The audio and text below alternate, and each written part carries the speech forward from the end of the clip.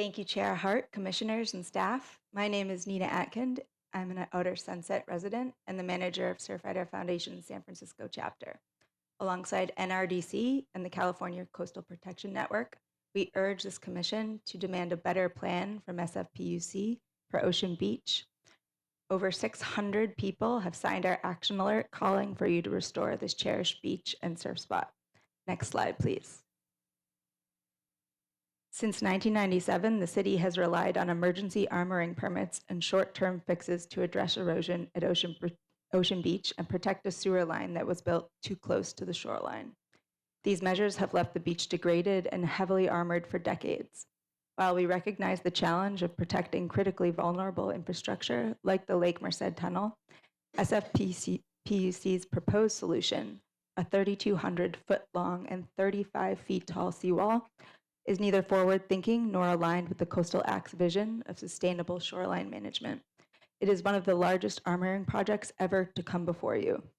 Approving this as designed sets a dangerous precedent for excessive coastal armoring across California, undermining public access and natural shoreline preservation. Next slide, please. The scale of this project is staggering. As shown here, the cement soil layer and riprap at the ocean outfall stretch up to 120 feet wide, with the pile wall extending 35 feet deep. While SFPUC claims minimal riprap use, its presence, even limited to the ocean outfall, contradicts the Ocean Beach Master Plan's vision for adaptive, low-impact solutions.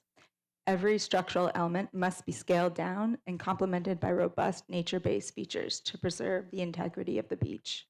Next slide, please.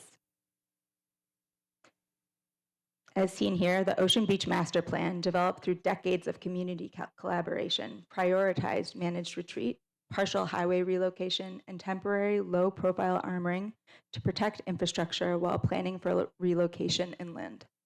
Instead of honoring this vision, SFPUC proposes a permanent wall that undermines years of planning and community input. The Commission must require a plan that aligns with the master plan by incorporating true nature-based solutions and a binding timeline for managed retreat. Next slide, please. For decades, SFPUC has failed to remove emergency armoring despite commitments to maintain a sandy beach and protect public access. This history casts doubt on the feasibility and the accountability of their current proposal. Emergency measures should not become institutionalized as permanent fixes.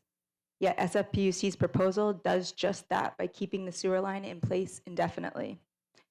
SFPUC's plan not only fails to meet today's challenges, it locks the city into short-sighted and unsustainable solutions that will only make adaptation harder down the road.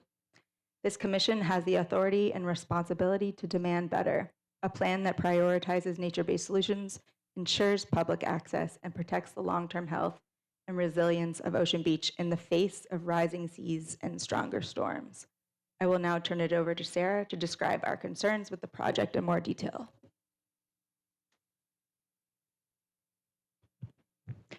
Good afternoon. My name is Sarah Griffin. I'm the Northern California Regional Manager for the Surfrider Foundation and an Outer Sunset resident. As Nina mentioned, SFPUC's proposal to armor critical sewer infrastructure on Ocean Beach ignores the Ocean Beach Master Plan's goals. Ocean Beach, with its dynamic surf and changing beach landscape, demands adaptive, nature-based solutions. Next slide. Next slide again. Thank you. To date, the city has not been successful at maintaining a sandy beach or natural coastal features in this location. Please start the video. This video shows high tide conditions in South Ocean Beach, fronting emergency armoring. According to the staff report, ever since the reconstruction of this portion of the Great Highway in the 1970s to the reconstruction of the Lake Merced Tunnel in the 1990s, the city has committed to permit conditions that ensure this infrastructure would not need to rely on coastal armoring and that it would maintain a wide sandy beach. Neither of these commitments were upheld, and this is described in detail starting on page 37 of the staff report. If SFPUC cannot honor past commitments, how can we trust them to maintain this project responsibly? Accountability must be a cornerstone of any permit granted. Next slide. As you can see on this slide, the staff report states that it may be more economically feasible to relocate the tunnel over the long term. According to the staff report, the city's estimated cost for relocation of the tunnel is $270 million. The construction cost for the city's proposed project is $175 million, not including the cost to maintain the beach through sand nourishment. The project's sand supply impacts are roughly $200 million, a cost that will be borne by the public and wildlife. With public costs so high, relocation should remain the ultimate goal. We would like, next slide. We would like to also see realistic cost estimates for sand nourishment over time from the city and proof that it can fund the beach maintenance. We know that sand is a finite resource. Predicting how much sand can be obtained and how much sand would cost is unpredictable forecasting at best, especially in the face of increasingly powerful storms driven by climate change. I'll now pass it to Jennifer to wrap up and summarize our concerns. Welcome back. Thank you. Hi, Jennifer Savage, California Policy Associate Director. I spent several years living and surfing near this project site as well, and Jen, can you pull the mic down a little? Maybe Yes. you're out of Is this better? practice? Okay. Didn't want to pop my peas. All right. So I spent several years living and surfing near this project site. I know it very well. And to sum up, this project as proposed is not the correct solution for Ocean Beach. You commissioners have the authority to not only improve the outcome for Ocean Beach, but to discourage the normalizing of massive over-engineered armoring projects.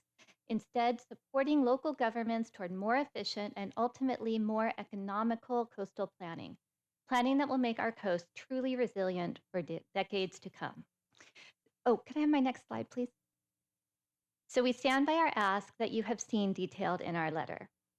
Staff's recommendation would require the city to implement a beach monitoring and adaptive management plan that would assess the project every 5 years for impacts to the beach and to assure that the armoring structure remains buried. Conditions also set a term of authorization for this project at 25 years from the date of completion of the seawall. After this, if the Commission does not extend the authorization, Special Condition 10 requires that the armoring be removed. But existing evidence related to sand nourishment at South Ocean Beach, the city's own history of lack of compliance with permits, and the historical difficulty and expense of removing seawalls once built suggests that it is likely this massive armoring structure will not remain covered, and certainly that it will never be removed, at least not by the city. The ocean might take a toll in the decades to come. This armoring project is an outdated solution that would erode both Ocean Beach and the public trust. The seawall won't be just a physical barrier, it will be a barrier to California's values on public access, equity, and ecological resilience. With rising seas, increasing storms, and ever hotter weather, just 5 weeks ago, temperatures at Ocean Beach reached 94 degrees. We need to avoid the mistakes of the past and save every possible inch of the public's beach for the public's use. This is an opportunity to create true coastal resilience for San Francisco's future and the future of California. We urge you to take it. Thank you.